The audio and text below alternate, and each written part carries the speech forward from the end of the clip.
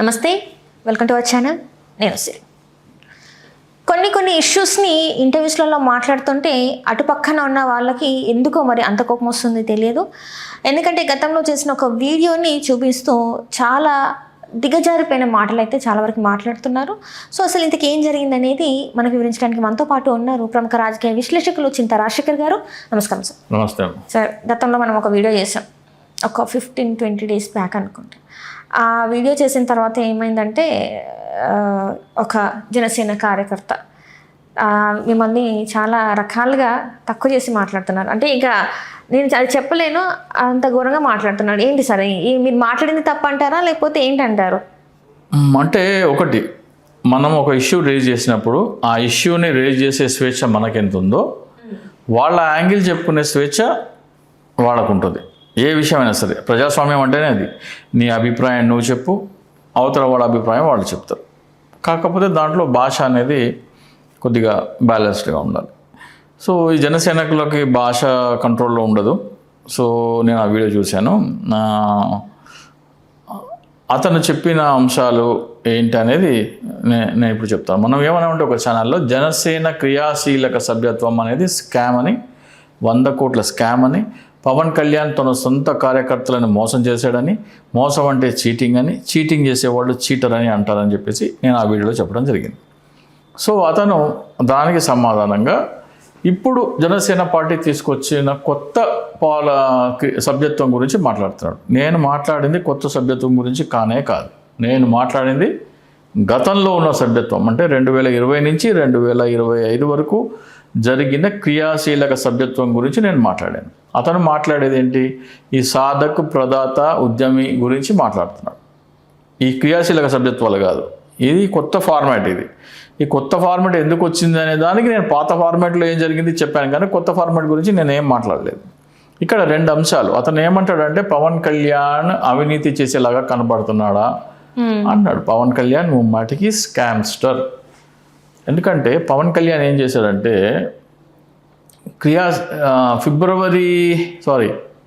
March 25, 2019లో కడపలో ఒక మీటింగ్లో పవన్ కళ్యాణ్ మాట్లాడాడు. మాట్లాడుతూ ఏమన్నారంటే, నేను అధికారంలోకి వస్తే, జనసేన పార్టీ అధికారంలోకి వస్తే ప్రజలందరికీ 10 లక్షల బీమా తీసుకొస్తానని, 5 సంవత్సరాలకి 50 లక్షల బీమా తీసుకొస్తా అన్నాడు. అంటే పవన్ కళ్యాణ్ ఎంత తెలివి తక్కువ వాడో, ఎంత ఆయనకి విషయ పరిజ్ఞానం లేదో చెప్తాను. ఫర్ ఎగ్జాంపుల్, మనం ఒక పాలసీ తీసుకున్నాం అనుకో, 10 లక్షల పాలసీ తీసుకుంటే 1 సంవత్సరం అయిపోయిన తర్వాత దానికి మళ్ళీ మనం ప్రీమియం కడితే అది రెన్యూవల్ అవుతుంది. పాలసీ 10 లక్షలకే ఉంటుంది. మీరు 5 సంవత్సరాలు రెన్యూవల్ చేస్తే ఆ పాలసీ 10 లక్షలే ఉంటుంది, కానీ 5 సంవత్సరాలకి 50 లక్షలు అని అన్నాడు ఆ మీటింగ్లో. ఆ వీడియో కూడా పంపిస్తాను మీకు, దయచేసి ప్లే చేయండి. సో దాంట్లో పవన్ కళ్యాణ్ ఏమన్నాడంటే, అంటే నేను అధికారంలోకి వస్తే ప్రజలందరికీ 10 లక్షల బీమా ఇస్తానని నమ్మించడానికి నా కార్యకర్తలకు ఇప్పటి నుంచే నేను బీమా సౌకర్యం ఏర్పాటు చేస్తా అన్నాడు. ఇది 2019-25 మార్చిన జరిగిన విషయం. వీడియో పంపిస్తాను, ప్లే చేయండి. అది అయిపోయిన తర్వాత కుప్పంలో ఆయన బర్త్డే, అంటే 2020 సంవత్సరంలో కుప్పంలో ఆయన బర్త్డేకి ఫ్లెక్సీ కడుతూ ఆ ఫ్రేమ్ పైన కరెంటు వైర్లకు తగిలి 3 కార్యకర్తలు చనిపోతే ఆయన 2 లక్షల రూపాయలు ఎక్స్గ్రేషియా ప్రకటించినాడు. 2 లక్షల రూపాయలు ఎక్స్గ్రేషియా ప్రకటిస్తే నేను అప్పుడు క్వశ్చన్ చేయడం జరిగింది. ఫలానా కడప సభలో 2019 మార్చి 25న 10 లక్షల ప్రమాద బీమా అన్నావు కదా, ఈ 2 లక్షలు ఏంది, అది వేరేగా వస్తుందా లేకపోతే దీంతోనే సరిపెడతావా అంటే ఆయన వివిధ ప్రొడక్షన్ హౌస్ల నుంచి వాళ్ళకి ఒక్కో కుటుంబానికి 10 లక్షలు ఇవ్వడం జరిగింది. కానీ దాంతో ఒక పెద్ద క్వశ్చన్ ఎరైజ్ అయింది. ఇక ముందర ఎవరైనా ప్రమాదంలో చనిపోయినా చింతా రాజశేఖర్ అనేవాడు 10 లక్షల బీమా గురించి మాట్లాడతాడు, కాబట్టి ఏం చేయాలి అని ఈ క్రియాశీలక సభ్యత్వం ప్రవేశపెట్టినారు. అయితే పవన్ కళ్యాణ్ అట్లా చనిపోయిన కార్యకర్తలకి ఆ రోజు మందం 10-15 లక్షలు వేసి వాళ్ళకి ఇవ్వడం జరిగింది. సో అసలు ఇది అంతా ఎందుకు వచ్చిందంటే, ఇందాక చెప్పాను కదా వీడియో, ఆ వీడియో ప్లే చేస్తాను ఒకసారి. పవన్ కళ్యాణ్ ఏమన్నాడో చూద్దాం ఒకసారి. ఆంధ్రప్రదేశ్ పౌరుడికి 10 లక్షల బీమా పథకం, సంవత్సరానికి 5 సంవత్సరాలకి 50 లక్షలు బీమా పథకాన్ని నేను తీర్చేస్తాను. జనసేన పార్టీ చేస్తుంది. దాంట్లో భాగంగానే జనసేన పార్టీ కోసం పనిచేస్తున్న సైనికులందరికీ 10 లక్షల బీమా ముందు మీతో స్టార్ట్ చేస్తున్నాను, వాళ్ళకి ప్రూవ్ చేయడానికి. ఇది పవన్ కళ్యాణ్ కడపలో చెప్పాడు 25 మార్చ్ 2019. కార్యకర్తలందరికీ బీమా సౌకర్యం జనసేన పార్టీ కల్పిస్తుంది అంటే ప్రీమియం ఎవరు కట్టుకోవాలమ్మా? వాళ్ళే కట్టాలి కదా సార్, పార్టీ కట్టుకోవాలి. పార్టీ కట్టాలి, కార్యకర్త కట్టకూడదు. నువ్వు ఎలక్షన్ సభలో ఏం చెప్పావు? 10 లక్షల ప్రమాద బీమా నా కార్యకర్తలందరికీ నేను సౌకర్యం కల్పిస్తున్నాను అంటే నువ్వు ప్రీమియం కడితేనే నువ్వు కల్పించినట్టు. ఈయన క్రియాశీలక సభ్యత్వాన్ని తీసుకొచ్చి అందులో మీరు 500 కడితే పవన్ కళ్యాణ్ తన కష్టార్జితము మరో 1500 జోడించి ఇన్సూరెన్స్ బీమా సౌకర్యం కల్పిస్తున్నారని ప్రచారం చేసుకున్నారు. దాంట్లో జనరల్ సెక్రటరీలు ఉన్నారు, అధికార ప్రతినిధులు ఉన్నారు, కార్యకర్తలు ఉన్నారు, ఇన్ఛార్జీలు ఉన్నారు. నా దగ్గర దాదాపు 22 వీడియోలు ఉన్నాయి. 22 వీడియోలు, దాదాపు 70కి పైగా ఫేస్బుక్ పోస్టులు ఉన్నాయి. కొంతమంది పోస్టర్లు కూడా వేయించారు. ఏమని? నువ్వు 500 కడితే పవన్ కళ్యాణ్ తన కష్టార్జితం 1500 జోడించి మీకు ప్రమాద బీమా సౌకర్యం కల్పిస్తున్నాడు అనేది వాళ్ళ యొక్క ఉద్దేశం. కడపలో ఏం చెప్పాడు? మీకు 10 లక్షల బీమా నేను చేయిస్తా అన్నాడు. అంటే ఖర్చు మొత్తం పవన్ కళ్యాణ్ పెట్టుకోవాలా? అది ఆ తర్వాత ఈ సభ్యత్వం తీసుకొస్తే ఏమన్నాడు? మీరు 500 కడితే నేను 1500 నా కష్టార్జితం పెడతా అన్నాడు. అంటే 2000 రూపాయల ప్రీమియము 500కే నీకు వస్తుంది అని నీకు చెప్పినాడు. అప్పుడు అందరికీ ఏమనిపిస్తుంది? 2000 రూపాయలు కట్టే ప్రీమియం నాకు 500కే వస్తుందంటే అందరూ ముందుకు వచ్చి కడతారు. అలా చెప్పి కట్టిన తర్వాత అది 2000 కాదు 100 రూపాయలు అంటే నీకేమనిపిస్తుంది? మోసం చేసినట్టు అవునా కాదా? హరి రాయల్, నేను మాట్లాడే మోసం గురించి ఏంటంటే, మీరు 500 కడితే జనసేన పార్టీ తరఫు నుంచి పవన్ కళ్యాణ్ తన కష్టార్జితం 1500 జోడించి ప్రీమియం చెల్లిస్తున్నారు అన్నారు. అంటే 2000 రూపాయలు ప్రీమియం ఉన్న ఒక పాలసీ మీకు 500కే ఇస్తున్నారు పవన్ కళ్యాణ్ అని చెప్పారు. దాన్ని నమ్మబలికేందుకు, నమ్మించేందుకు పవన్ కళ్యాణ్ 1 కోటి రూపాయలు 2 కోట్ల రూపాయల చెక్కులు ఇన్సూరెన్స్ కంపెనీ ప్రతినిధులకు ఇస్తూ ఫోటోలు కూడా దిగారు. ఏమని ప్రచారం చేసుకున్నారంటే, ఇంటికి కూడా తీసుకెళ్లకుండా, అంటే సినిమా డబ్బులు ఇంటికి కూడా తీసుకెళ్లకుండా కార్యకర్తలు ఇన్సూరెన్స్ కోసం కట్టేశాడని చెప్పి ప్రచారం చేసుకున్నారు. ఇక రాబోయే రోజుల్లో నేను ఒక్కొక్క వీడియో వదులుతా. ఏ రాజకీయ నాయకుడు మీరు 500 కట్టండి, పవన్ కళ్యాణ్ ఇంకా అదనంగా జోడించి మీ ప్రీమియం కడుతున్నారని ఎలా నమ్మబలికారో వీడియోస్ రాబోయే రోజుల్లో పెడతా నేను. అంటే అట్లా అన్నందుకు కూడా అన్నారు. అది మోసం. ఇప్పుడు సపోజ్ నువ్వు 500 రూపాయలు పెట్టి సభ్యత్వం తీసుకో, నీకు 5 లక్షల ప్రమాద బీమా ఉంటుంది అని చెప్పి తీసుకుంటే అది మోసం కాదు, అది మోసమే కాదు. నువ్వు 500 రూపాయలు పెట్టి సభ్యత్వం తీసుకో, నీకు 5 లక్షల యాక్సిడెంటల్ డెత్ కవరేజ్ ఉంటుంది అంటే అది మోసం కాదు. కానీ నువ్వు 500 కడితే నేను 1500 జోడించి నీకు 2000 రూపాయల విలువైన పాలసీ నీకు ఇప్పిస్తున్నానంటే నువ్వు ఆశపడతావు. ఎందుకంటే 2000 నాకు 1500 సేవ్ అవుతుంది కదా అనుకుంటావు అని నువ్వు 500 పెడతావు. అప్పుడు 500 పోయి నేను ఇన్సూరెన్స్ కంపెనీకి కడితే పోనీ అది కూడా ఓకే. అది కూడా చేయకుండా 500 400 జేబులో తీసుకొని 100 రూపాయలు కడితే అది మోసం. అది సో హరిరాయల్ నేను చెప్పిన మోసం అది. సో ఆ ఇన్సూరెన్స్ న్యూ ఇండియా ఇన్సూరెన్స్తో టైఅప్ ఉందంట, దాని విలువ 100 రూపాయలకు అటు ఇటుగా ఉంటుంది అని కరెక్ట్గా చెప్పట్లేదు. నేను సమాచారం సేకరించడానికి ట్రై చేస్తున్నాను. So new India insurance company నుంచి జనసేన పార్టీ ఎప్పుడు ఈ ప్రీమియం తీసుకుంది, ఎంత ప్రీమియం కట్టింది అనే దాని మీద పాలసీ వివరాల కోసం నేను వెయిట్ చేస్తున్నాను. ఇక ఇప్పుడు మీకు వాళ్ళు అలా చెప్పారా లేదా అనడానికి నా దగ్గర 22 వీడియోలో ఒక వీడియో ఇప్పుడే మీకు. ఇది ఒక ఛానల్కి జనసేన అధికార ప్రతినిధి వివేక్ బాబు ఇచ్చిన ఇంటర్వ్యూ అప్పట్లో 2000. ఎందుకంటే ఇప్పుడు వివేక్ బాబు జనసేనలో లేడు కానీ అప్పట్లో. ఇది ఎప్పుడు డేట్ అంటే మీకు డేట్ చెప్తాను, 22 ఫిబ్రవరి 2022 ఈ వీడియో. దేశంలో ఎక్కడ లేని విధంగా బీమా సౌకర్యాన్ని జనసేన పార్టీ కార్యకర్తలకి కల్పిస్తున్నామని చెప్పేసి మీరు చెప్పుకొస్తా ఉంటారు, ఒక వాదన ఉంది కదా.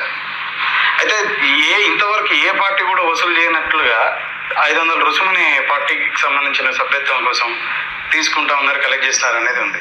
ఏంటంటే అంటే ఒక 500 బీమా అనేది అదొకటి బాధ్యత. ఒకటి కార్యకర్తగా నేను ఒక గర్వంగా, అంటే మీకు ఉచితంగా తీసుకోవడానికి ఒక స్వయంగా మనం మన చేతులతో ఇచ్చి మనం ఒక సభ్యత్వం తీసుకోవడానికి ఇది నా హక్కు, ఇది నా పార్టీ, ఇది నేను హక్కుగా తీసుకున్న సభ్యత్వం. దానికి ఒక మజా ఉంటుంది, దానికి అదొక చిన్న ఆనందం ఉంటుంది.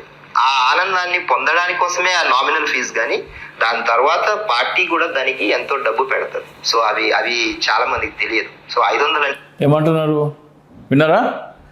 పార్టీ కూడా దానికి ఎంతో డబ్బు పెడుతుంది అంటే మరొకసారి వినిపిస్తాను మీకు.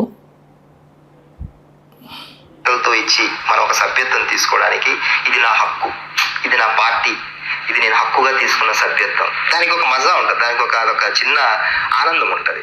ఆ ఆనందాన్ని పొందడానికి కోసమే ఆ నామినల్ ఫీజు. కానీ దాని తర్వాత పార్టీ కూడా దానికి ఎంతో డబ్బు పెడుతుంది. సో అవి చాలా మందికి. ఈయనైతే కేవలం ఎంతో డబ్బు పెడుతుంది అన్నారు, కానీ చాలామంది మీరిచ్చే 500కి పవన్ కళ్యాణ్ 1500 జోడిస్తున్నారన్న వీడియోలు మన దగ్గర ఉన్నాయి. సో దీని మీద గతంలో ఒక జనసేన నాయకుడు ఈ ప్రీమియం ఈ పాలసీ తీసుకున్న అతను కేసు వేయబోతున్నాడు త్వరలో. ఏ ఇన్సూరెన్స్ కంపెనీతో మీకు టైఅప్ ఉంది, ఎంత ప్రీమియం కట్టారు, మేము ఇచ్చిన 500లో మీరు మిగుల్చుకున్నారా లేకపోతే మీరు నిజంగా 1500 జోడిచ్చారా, ఆ వివరాలు మాకు కావాలి అని ఒక ఆయన కేసు వేస్తున్నాడు, ఇట్లా కార్యకర్తల్ని మోసం చేశాడని. సో అతనికి ఉపయోగపడుతుందని నేను మెటీరియల్ మొత్తం గ్యాదర్ చేయడం జరిగింది. సో దాదాపు 70-72 వరకు మనకి ఫేస్బుక్ పోస్టులు కానీ లేకపోతే ఇవి కానీ ఉన్నాయి. వీడియోస్, ఇంటర్వ్యూల వీడియోస్, వివిధ నాయకులు మాట్లాడినవి దాదాపు 22 ఉన్నాయి మన దగ్గర. సో అవన్నీ అట్లా దాచిపెట్టడం జరిగింది. సో మీరు అడిగారు కాబట్టి ప్రేక్షకుల కోసం ఒకటి అయితే మనం రిలీజ్ చేశాము.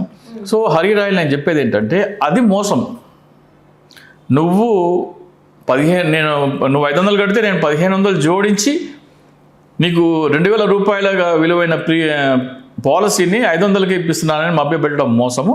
అందులో ఒక్కొక్క పాలసీ మీద దాదాపు 400 రూపాయలు మిగిల్చుకోవడం అంటే మీ జనసేన పార్టీ స్టేట్మెంట్ ప్రకారం గత సంవత్సరమే 12,60,60,000 మంది చేశారంట.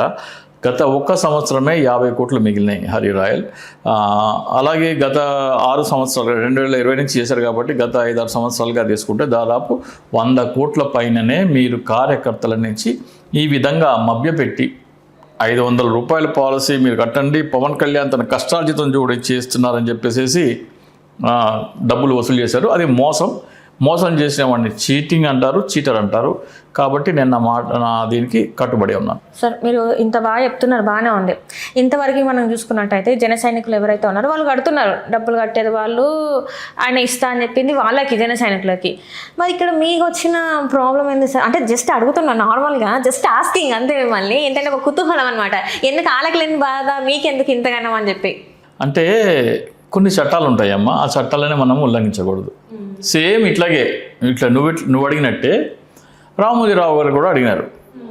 ఉండవల్లి అరుణ్ కుమార్ గారు మార్గదర్శి చిట్ ఫండ్ విషయంలో రామోజీరావు గారి మీద కేసు వేసిన. ఆ కేసు ఏంటంటే మార్గదర్శి చిట్ ఫండ్లో చీటీలు పాడుకున్న తర్వాత ఆయన ఆ పాడుకున్న డబ్బుల్ని ఫిక్స్డ్ డిపాజిట్లుగా పెట్టుకున్నాడు. అలా పెట్టుకోవటము ఆర్బీఐ నిబంధనలకి వ్యతిరేకం అది. ఓకేనా?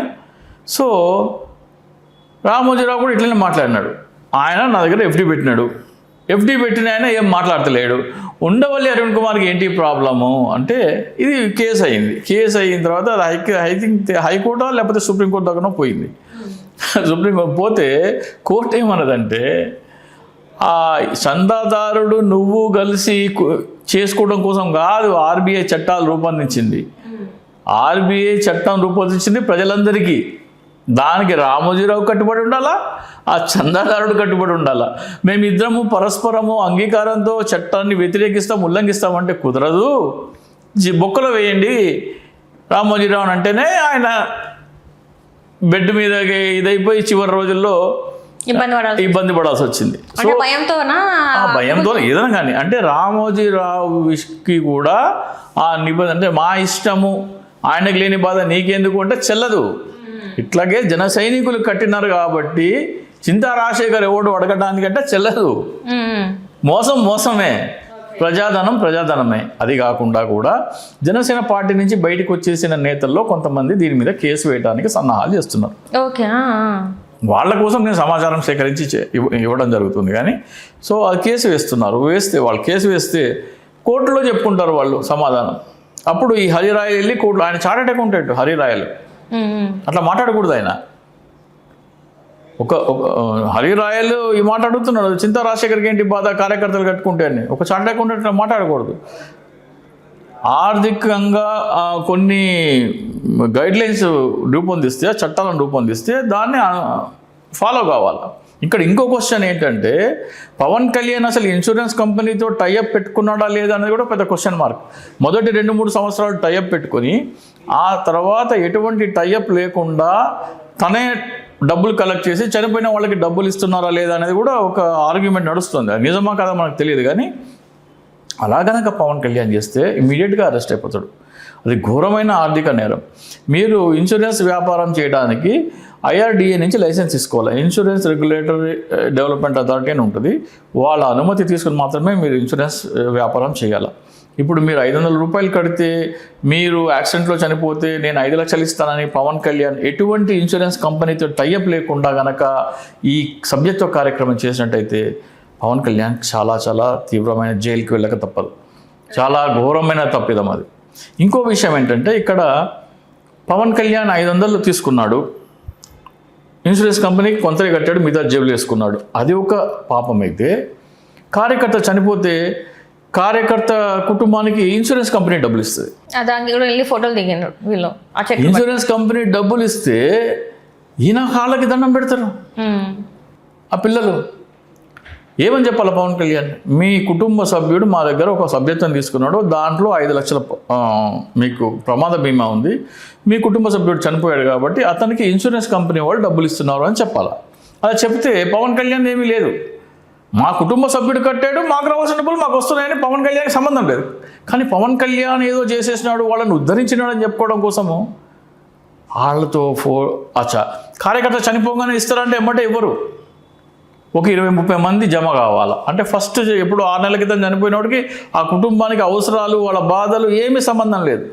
ఆ 3 నెలలు 6 నెలలు అందరూ ఒక 20 మంది అయిన తర్వాత ఒక మీటింగ్ పెట్టి వాళ్ళ కుటుంబ సభ్యులందరినీ పిలిచి వాళ్ళేమో పవన్ కళ్యాణ్ నువ్వు దేవుడు దయ్యము అని చెప్పి వాళ్ళ కాళ్ళకి దండం పెడితే ఆ చెక్కులు వాళ్ళకి ఇచ్చి ఈయన పబ్లిసిటీ చేసుకుంటారు. ఇది ఎంత ఘోరం. సో ఇది నేను క్వశ్చన్ చేస్తున్నా. సో హరిరాయల్ నువ్వు మాట్లాడిన భాష నేనైతే మాట్లాడను, కానీ నేను చెప్పేది ఏంటంటే నువ్వు ఒక చార్టెడ్ అకౌంటెంట్వి, నువ్వు ఇట్లా మాట్లాడడం అయితే కరెక్ట్ కాదు. నేను పవన్ కళ్యాణ్ మోసం చేశాడనే మాటకి కట్టుబడి ఉన్నాను. అది పదే చెప్తాను. రాబోయే రోజుల్లో కొంతమంది కేసు వేద్దామనే ఆసక్తిగా ఉన్న వాళ్ళకి నా దగ్గర మెటీరియల్ అడిగితే నేను వాళ్ళకి మెటీరియల్ సమకూరుస్తున్నాను. కోర్టులో తేలుద్దాం అది పవన్ కళ్యాణ్ మోసం చేశాడా లేదా, కార్యకర్తలని అమాయక కార్యకర్తలని అలా చేయటం తప్ప రాంగ్ అనేది కోర్టులో తేలుతుంది. సో అంతవరకు వేసి చూద్దాం. Thank you so much. Hello, Telugu రాజ్యం ఛానల్ చూస్తున్నారా? సామాజిక రాజకీయ జీవన చిత్రణే తెలుగు రాజ్యం. అతిశయోక్తులు అసత్యాలు ఉండవు. రాజకీయ కోణం కాదు, ప్రజా కోణమే కొలబద్ద. తెలుగు రాజ్యం వీక్షణ మీ ఉత్తమ అభిరుచికి నిదర్శనం.